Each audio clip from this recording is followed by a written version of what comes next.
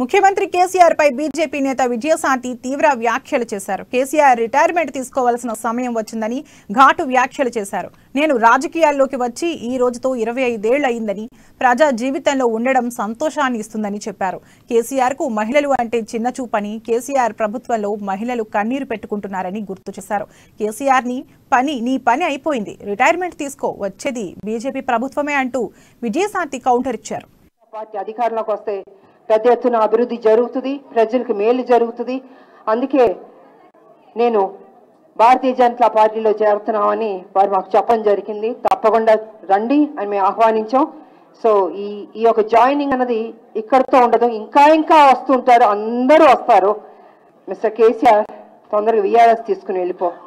ఎందుకంటే రాజ్యాంగానికి గౌరవం ఇవ్వట్లేదు, మహిళలకు గౌరవం ఇవ్వట్లేదు, గవర్నర్ గారికి మా గౌరవం ఇవ్వట్లేదు, నీ పార్టీలో ఉన్న మహిళలకు కూడా నువ్వు గౌరవం ఇవ్వట్లేదు.